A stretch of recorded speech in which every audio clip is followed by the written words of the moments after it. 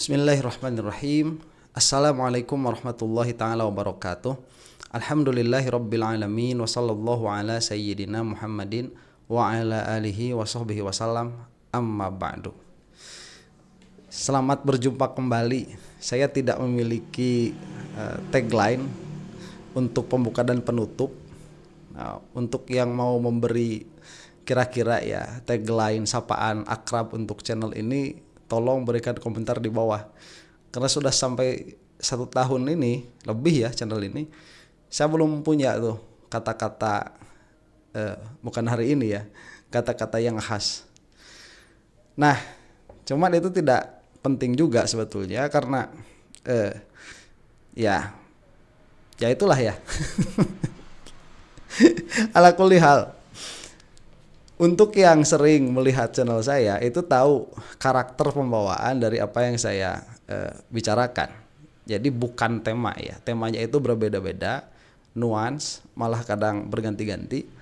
Tetapi karakternya sama, yaitu melihat satu perkara itu dari pola pikir yang ajeg. Nah, pola pikir yang ajeg di dalam bahasa populer suka disebut logis. Ini hampir musnah di Indonesia itu, hampir musnah. Karena berpikir yang ajeg itu, berpikir yang logis itu, dia tidak bisa hanya dikatakan berpikir logis, tidak bisa. Tetapi dia itu harus memiliki satu set pola pikir. Yang sering saya katakan itu ada di dalam ilmu mantiq. Nah, set pola berpikir ini adalah set pola berpikir yang pasti konsisten.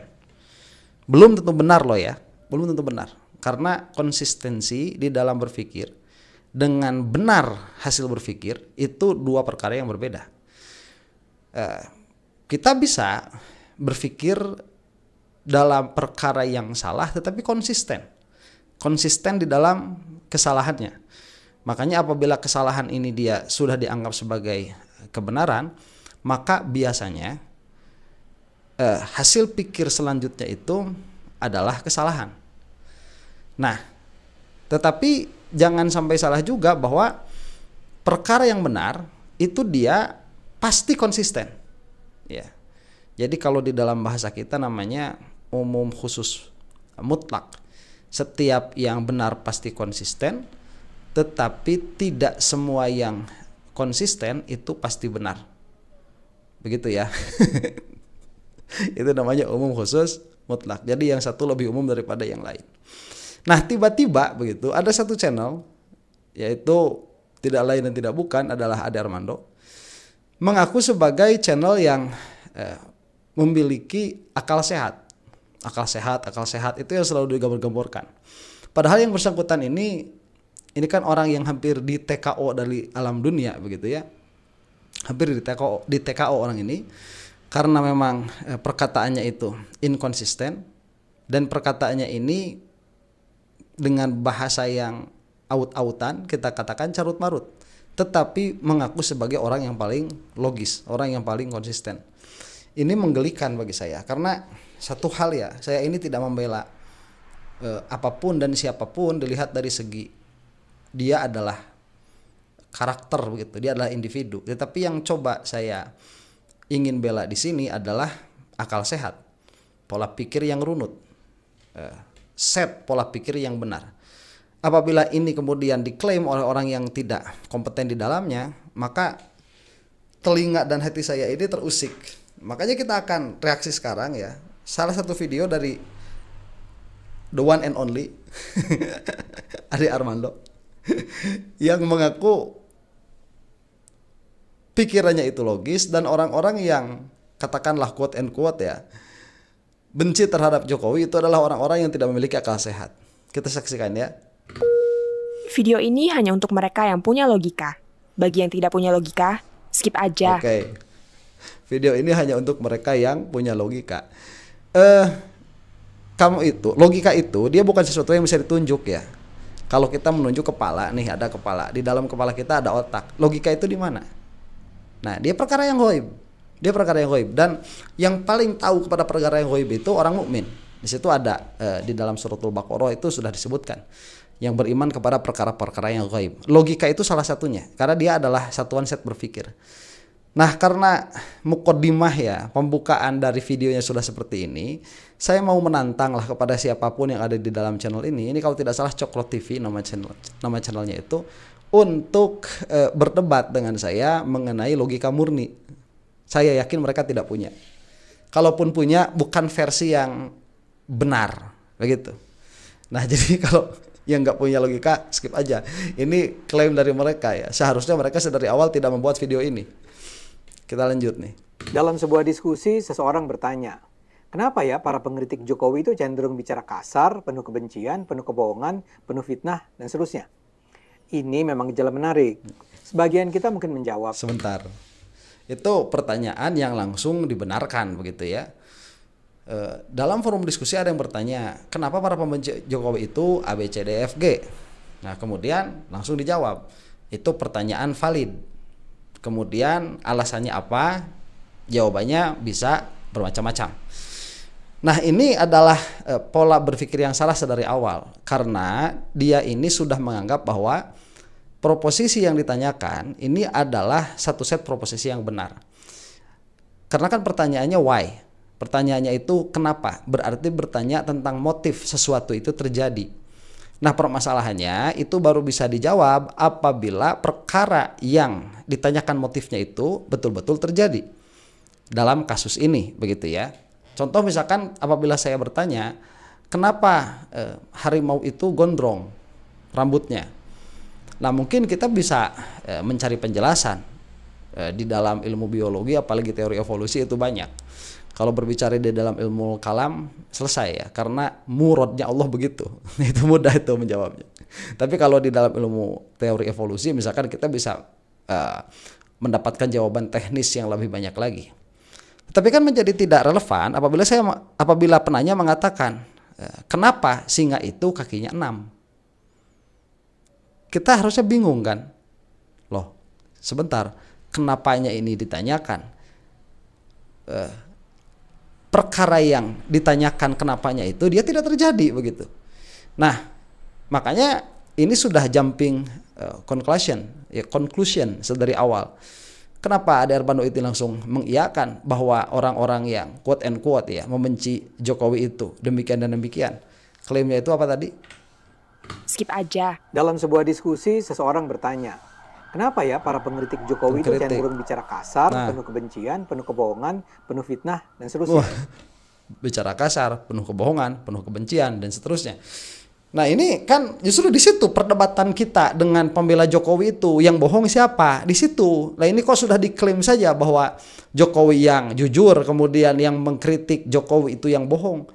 Sedangkan itu yang menjadi inti dari pembicaraan kita begitu. Nah, itu kalau di dalam mantik disebutnya itu apa? Musadarah 'alan natijah. Yang jadi pembicaraan kita itu di situ, siapa yang bohong di sini? Yang membela Jokowi atau yang membenci Jokowi. Jadi sedari awal videonya sudah bermasalah. Sedari muqaddimah tadi sampai di sini ini sudah bermasalah. Kita lanjutkan saja ya. Ini memang gejala menarik. Sebagian kita mungkin menjawab, itu terjadi karena para penyerang itu bodoh, tidak berpendidikan, dan datang dari kalangan ekonomi menengah ke bawah. Tapi jawaban semacam itu bisa segera dibantah bila kita melihat karakteristik mereka yang menyerang Jokowi. Banyak dari para penyerang itu berpendidikan tinggi atau cukup kaya. Ada yang profesor, doktor, mantan rektor, penulis, perwira tinggi, mahasiswa, jurnalis senior, dosen di negara maju, atau bahkan ulama dan ustadz. Jadi ini bukan soal intelektualitas. Nah, itu dari awal sebetulnya ya harus ditarik kepada pertanyaan awal tadi. Ya, kenapa kok penuh kebohongan, penuh kebencian, bicara kasar dan lain sebagainya? Ini kan seharusnya jangan dulu dijawab kenapanya, kemudian dispekulasikan apa motifnya, kemudian langsung lari kepada kesimpulan bahwa kemungkinan jawabannya itu adalah level pendidikan yang rendah. Kan tidak seperti itu seharusnya. Level pendidikan para pengkritik lah katakan begitu ya, kita ralat bahasanya. Para pengkritik Jokowi itu justru sedari awal karena kejanggalan-kejanggalan yang dibuat oleh Jokowi. Baik itu dari segi sikap yang bersangkutan atau kebijakan-kebijakan yang bersangkutan. atau pemilihan gaya hidup yang bersangkutan, atau pemilihan circle pergaulan yang bersangkutan. Itu sedari awal yang menjadi permasalahan. Kemudian tatkala di konfrontasi itu kepada pendukungnya Pak Jokowi, mereka itu senantiasa langsung mencap kita dengan bahasa yang seperti yang disebutkan tadi. Oh, kamu bohong, kemudian kamu itu benci, kemudian kamu itu berkata kasar dan lain sebagainya. Padahal ya, kalau kita berbicara hal-hal yang lain itu berbicara kasar, itu pun ada dari grupnya yang membela Jokowi, ada juga. Ya, kita tidak menafikan yang berbicara kasar dari pengkritik Pak Jokowi juga banyak. Yang pembela Pak Jokowi juga sama, banyak juga begitu. Kemudian yang penuh kebencian, saya juga tidak menafikan yang mengkritik Pak Jokowi yang memang benci kepada Pak Jokowi, terlihatnya benci begitu ya, memang ada. Kemudian dari pihak yang membela Jokowi yang benci terhadap pengkritik Jokowi juga ada. Cuman permasalahannya ini bukan di dalam benci dan bukan di dalam berkata kasar. Permasalahannya ini di dalam siapa yang benar. Itu yang menjadi permasalahan sebetulnya. Jawabannya tidak sesederhana itu. Saya belajar bahwa tingkat pendidikan, jabatan, atau posisi seseorang tidak berkorelasi dengan kejujuran, keobjektifan, dan etika. Betul itu. Seorang cendekiawan bisa saja sembarangan menuduh atau menyebar kebohongan pada Jokowi tanpa sedikit pun merasa bersalah. Betul itu, betul. Bisa saja orang itu secara serta-merta menuduh Pak Jokowi dengan perkara yang salah. Betul itu. Tetapi untuk dipastikan bahwa dia itu menuduh dengan perkara yang salah, maka harus dikeluarkan dulu perkara yang benarnya. Itu permasalahannya. Kita nggak bisa berharap bahwa seorang intelektual akan selalu bersikap rasional. Betul. Kita tak bisa berharap seorang pemikir kritis akan dengan seksama memperhatikan bukti-bukti yang tersedia terlebih dahulu. Betul. Dan menilai Jokowi berdasarkan bukti-bukti tersebut. Betul. Sampai situ poin-poinnya betul. Soal tuduhan pemalsuan ijazah Jokowi. Sebentar, kita masuk kepada perkara yang partikular sekarang. Langsung kepada soal ijazahnya Pak Jokowi. Ini Ade Armando ini saya tantang lah. Kita adu logika yuk, dalam pengertian kita lurus-lurusan logika. Ini sebetulnya logika siapa yang lurus? Dan itu hanya bisa dibuktikan dengan logika murni. Sebentar ya, kita lanjutkan dulu nih. Kita balik dulu sedikit. Kita tak bisa berharap seorang pemikir kritis akan dengan seksama memperhatikan bukti-bukti yang tersedia terlebih dahulu dan menilai Jokowi berdasarkan bukti-bukti tersebut. Soal tuduhan pemalsuan ijazah Jokowi adalah contoh yang sangat nyata. Yang menyatakan bahwa Jokowi adalah lulusan UGM tak kurang dari UGM sendiri. Tapi seorang dokter seperti Roy Suryo atau Dr. Tifa atau Rismon yang katanya berpendidikan tinggi di Jepang dan para pendukungnya terus berkeras bahwa itu palsu, tanpa bisa menunjukkan bukti yang menentang pernyataan Jokowi, UGM, Polri, KPU, dan teman-teman seangkatan Jokowi. Oke, sampai sini. Ini penyederhanaan masalah begitu ya. Masalahnya tidak sesederhana itu. Karena yang disebutkan tadi ya, pernyataan UGM, kemudian pernyataan polisi, kemudian pernyataan teman-teman seangkatan Jokowi, itu tidak serta-merta menjadikan ijazah Jokowi terbukti asli. Karena apa yang dituntut itu tidak sama dengan apa yang dibuktikan. Ya, saya misalkan ya, saya pegang uang nih, saya pegang uang 100.000. Kemudian orang-orang bilang uang saya ini palsu. Kemudian saya itu langsung panggil teman saya, coba kamu tahu kan ijazah saya itu asli, uang saya itu asli? Dia bilang iya saya tahu. Kamu tahu kan uang saya itu asli? Tahu. Terus seperti itu tidak relevan dengan apa yang dipinta buktinya. Selama bukti primernya itu ada. Bukti primernya lo ada. Jadi pertanyaannya kan begini, apakah ijazah Pak Jokowi itu asli? Itu pertanyaannya. Nah, selama bukti primernya itu ada, itu kan tinggal ditunjukkan begitu. Itu tinggal ditunjukkan. Yang mana penunjukan ini dia simpel dan mudah. Tidak seperti apabila saya ini mengambil orang-orang begitu. Coba sini kamu, testimoni kamu, uang saya asli. Testimoni kamu, uang saya asli. Bahkan sampai kalau saya punya teman misalkan, Direktur Bank Indonesia, kemudian saya pinta dia untuk bersaksi bahwa uang saya asli, itu tidak relevan begitu. Apa yang dipintakan sebagai bukti dari apa yang diragukan itu tidak relevan dengan apa yang dihadirkan begitu. Nah, beda kasus apabila memang ijazahnya hilang. Makanya kita bilang seperti ini. Saya bilang seperti ini, ada kemungkinan ijazahnya Jokowi itu memang ada, tetapi hilang. Permasalahannya apakah itu yang dipakai di KPU atau bukan, itu permasalahannya. Kemudian tatkala diklarifikasi atau dikonfirmasi kepada KPU, data di KPU juga hilang. Nah, kejanggalan-kejanggalan ini justru ya yang harus dipermasalahkan itu orang-orang yang membela Jokowi. Kok mereka tidak merasa janggal? Dari reuni-reuni yang ada ya ada kejanggalan, dan kejanggalan itu bisa diperlihatkan begitu, bisa diperlihatkan dari gestur, kemudian dari cara berbicara, kemudian dari kontradiksi-kontradiksi yang terjadi di antara diskusi Pak Jokowi dengan orang-orang yang diklaim sebagai temannya. Kemudian kita juga memiliki trust issue kepada UGM atas permasalahan ini. Kenapa? Karena dia memiliki konflik of interest di situ dan lain sebagainya. Nah, kejanggalan-kejanggalan ini tidak pernah dijawab secara langsung, malah mengambil perkara-perkara yang makin tidak relevan dengan apa yang dipinta begitu. Ya kalau saya tadi kalau misalkan seperti contohnya uang asli ini ya, uang yang dituduh palsu itu, saya malah bawa presiden Uganda untuk bersaksi bahwa uang saya asli, padahal saya tuh tinggal nunjukin gitu loh, ini loh kalau kamu percaya nih uangnya, tuh bawa tuh ada tuh sinar UV, coba kamu cek begitu, selesai kan. Jadi perkara yang mudah untuk dibuktikan, tetapi dia itu malah mencari kesulitan-kesulitan, yang mana perkara yang mudahnya itu tidak pernah ditunjukkan, itu salah satu tanda adanya kebohongan.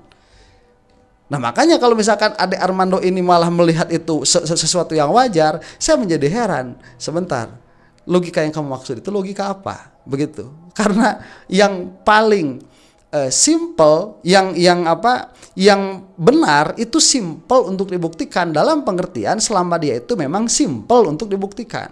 Ya, beda lagi apabila memang perkaranya itu sulit untuk dibuktikan. Misalkan membuktikan gravitasi, apakah dia itu karena massa atau karena field, gravitational field, itu kan sulit dibuktikannya tuh. Nah makanya kita mencari sesuatu di luar itu yang menunjukkan kepada adanya itu. Tetapi kalau ijazah Jokowi itu palsu, kan gampang begitu, malah sampai memenjarakan orang lain. Ini kegaduhan yang tidak wajar. Tuduhan itu sangat absurd, tapi terus didesakkan. Jadi pertanyaannya, apakah itu berarti kepintaran seseorang tidak berkorelasi dengan standar etika dia?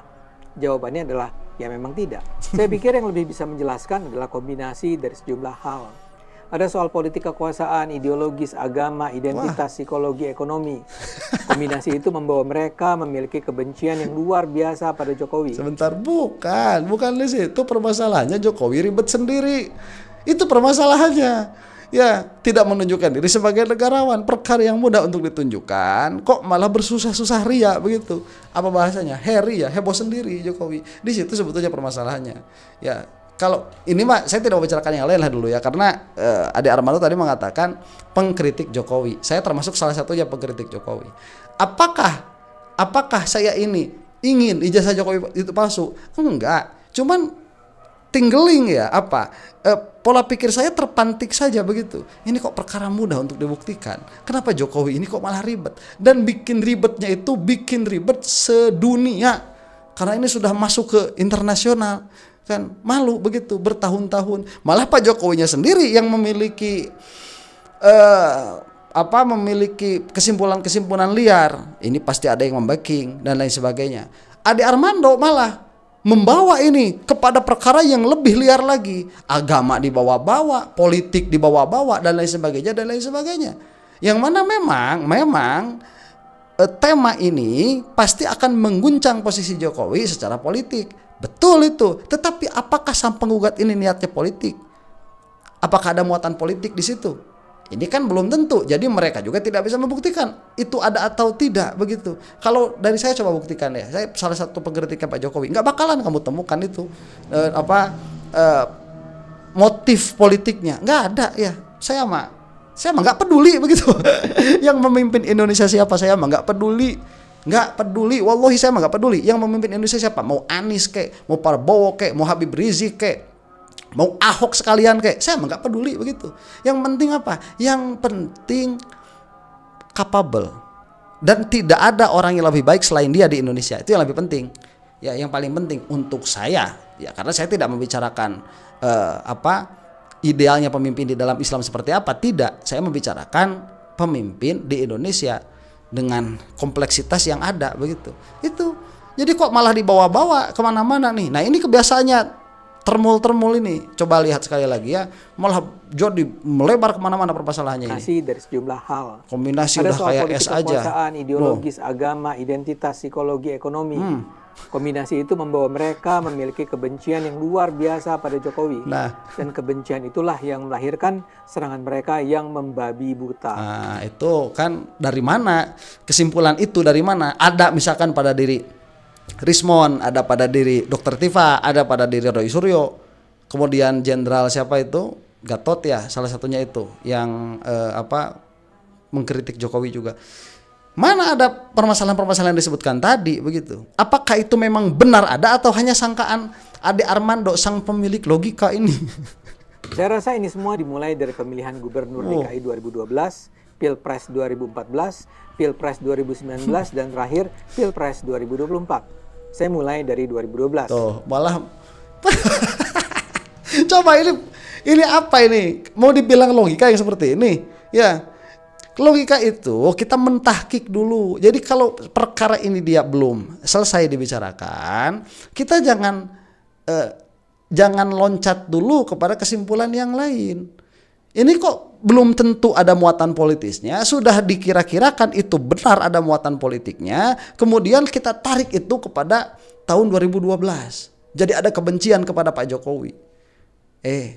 Ya. Nih Pak Jokowi itu masalahnya banyak. Banyak masalahnya Jokowi itu, banyak. Secara statistik mengatakan demikian, secara data mengatakan demikian, secara hukum mengatakan demikian, orang-orang pakar hukum, pakar ekonomi, pakar politik mengatakan demikian. Kemudian ini kok menjadi bersih sekali di hadapannya Ade Armando Jokowi ini, sehingga orang yang memiliki kritikan terhadap Jokowi tiba-tiba langsung disamaratakan bahwa mereka itu memiliki dendam politik atau permasalahan agama, sehingga benci mati begitu ya kepada Jokowi. Kok bisa? Apakah benar seperti itu? Sebentar, jangan dulu kita masuk ke 2012 dulu, jangan. Apakah benar seperti itu atau tidak? Ini obrolkan dulu begitu, selesaikan dulu di sini.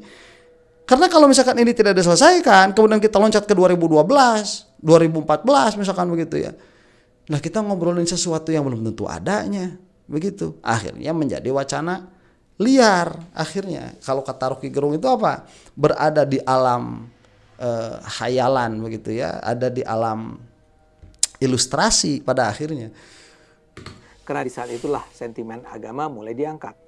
Ini terutama terkait dengan adanya Ahok yang adalah keturunan Tionghoa dan beragama Kristen sebagai wakil Jokowi. Akibatnya walaupun Jokowi Muslim, tapi dia dituduh sebagai Muslim yang berkhianat. Ini berlanjut ke Pilpres 2014. Masyarakat ketika itu terbelah dan melahirkan permusuhan jangka panjang. Apalagi Jokowi diketahui adalah kader PDIP. Jadi yang paling awal yang menyebabkan pembelahan adalah soal identitas, ideologi, dan agama. Sebentar ya. Ini kita tahu kan, salah satu yang menunjuk juga Pak Prabowo begitu. Kalau ini memang betul masalah agama, kita itu bakal langsung anti semuanya ya. Prabowo bakal diantikan begitu, anti Prabowo. Kemudian bakal jadi anti PDIP begitu. Apakah itu ada? Nggak ada. Jangan berpikiran picik seperti itu. Apakah ada orang seperti itu? Mungkin ada. Makanya Ade Armando ini seharusnya spesifik membicarakannya siapa. Masa semua pengkritik Jokowi mau dihukumi demikian? Semua begitu pengkritik Jokowi itu demikian keadaannya? Saya loh enggak. Jadi kalau misalkan perkataannya itu semua itu sudah bisa dibantah dengan satu. Ya, bisa dibantah dengan satu. Roy Suryo tadinya kan pendukung Jokowi juga tuh. Bukan masalah agama ini, bukan. Ada yang bawa-bawa ke sana. Mungkin karena memang kalau dipakai itu kehidupan agama sehari-hari, ya nggak bakalan masuk Jokowi itu sebagai sebagai kandidat pemimpin begitu. Tapi apakah itu melazimkan dan memastikan kepada kebencian? Tidak juga. Kedatangan Jokowi dianggap sebagai perwakilan dari upaya penyingkiran Islam dari panggung politik Indonesia. Celakanya Prabowo ketika itu mendapat dukungan dari kubu Islam garis keras, terutama FPI dan HTI. Narasi bahwa Jokowi musuh Islam terus dikumandangkan. Selain soal agama, juga dibangun narasi Jokowi itu antek Cina. Narasi besar itu yang terus diulang sampai sekarang. Sayangnya, ini membangun skema besar di kepala banyak orang tentang Jokowi. Bagi sebagian umat Islam, Jokowi jelas dilihat sebagai musuh Islam. Apalagi istri Jokowi, Iriana, memang tidak berjilbab. Sebuah simbol yang lazim dibesar-besarkan sebagai pertanda kesalehan seseorang. Sebentar. Nah, Adik Armando ini harus tahu kalau dalam masalah itu, ini bukan masalah ijazah palsu. Kita itu lihat satu masalah. Tidak semua masalah motifnya satu. Enggak, ya. Nih, apakah Jokowi itu dia pantas untuk menjadi pemimpin Indonesia? Lah, Jokowi itu jadi pemimpin keluarganya aja gak pantas kok. Ya, nyuruh istrinya aja berkerudung gak bisa. Itu perspektif muslim syariat. Perspektif muslim syariat. Demikianlah adanya. Sholatnya Jokowi nggak sah. Kemudian penuh kebohongan. Itu sudah dilihat dari syariat seperti itu. Pak Jokowi itu sudah. Apakah itu otomatis menjadikan kita mempermasalahkan ijazahnya Pak Jokowi? Enggak, kalau memang tidak ada kejanggalan di dalam ijazahnya. Jadi permasalahannya Jokowi ini terlalu banyak. Itu yang menjadi permasalahannya. Apakah motifnya itu melulu agama? Tidak. Apakah ada yang motifnya agama? Ada di dalam beberapa permasalahan tertentu. Ini yang harus difahami oleh Ada Armando. Berpikirnya itu tidak picik ya. Jadi memakai kacamata kuda begitu. Semua perkara itu sumber masalahnya itu. Enggak juga. Kita banyak permasalahan. Sumbernya tidak satu. Masalah itu Jokowi itu banyak. Yang kita permasalahkan dari Jokowi itu banyak. Apakah motifnya itu hanya karena istrinya tidak berjilbab? Enggak. Ya. Tadi kan dicampur tuh. Jokowi itu dekat dengan China misalkan. Lah memang kenyataannya seperti itu. Kemudian saya nih, apakah mempermasalahkan? Saya mah gak mempermasalahkan. Mau saya itu sudah tahu dari awalnya gak dekat dengan China, ya dekatnya dengan Amerika kok. Ya, nggak, kita tuh nggak bisa, negara kita tuh lepas dari geopolitik nggak bisa. Mau disuriahkan begitu, nggak bisa. Pak Jokowi mengambil mengambil kebijakan politik untuk dekat dengan China, alih-alih dengan Amerika. Buat saya mah itu mah ya pilihan, sama saja. Kalaupun nggak dekat dengan China, nanti dekatnya dengan Amerika kok, sama saja. Kalau itu pilihan geopolitik, apakah pada akhirnya kemudian kita tidak mendambakan seorang pemimpin yang berani independen? Kita mendambakan hal itu, tetapi saya tidak mengkritik Pak Jokowi karena dekat dengan China. Apakah kita juga kemudian mengkritik Pak Jokowi karena dekat dengan Chinese, orang-orang China yang ada di Indonesia? Tidak. Yang kita permasalahkan apa? Dengan oligarki yang korup, yang ngacak-ngacak sistem, itu yang kita permasalahkan. Nah, jadi permasalahannya itu banyak. Nah, saya kira begitu ya. Percuma untuk meneruskan apa yang akan dikatakan oleh Ade Armando karena memang waktunya juga sudah habis begitu. Videonya masih panjang. Cuman karena memang ini dibangun sedari awal dari pola pikir yang salah, banyak sekali logical fallacy-nya, maka coba saja tonton sendiri setelah mendengar sedikit dari apa yang saya jelaskan. Terdengar konyol sekali yang dikatakan oleh Ade Armando ini. Dan sekali lagi pertanyaan saya akhirnya jadi bertambah begitu, jadi terulang. Kenapa orang seperti ini kok hobi sekali dipelihara oleh Pak Jokowi? Ini yang menjadi keanehan ya. Jangan supaya bangsa kita itu cerdas, pintar ya, bisa berpikir dengan logis. Mudah-mudahan kita semua ada di dalam maghfirahnya Allah Subhanahu wa taala. Wallahu taala alam bissawab. Assalamualaikum warahmatullahi taala wabarakatuh.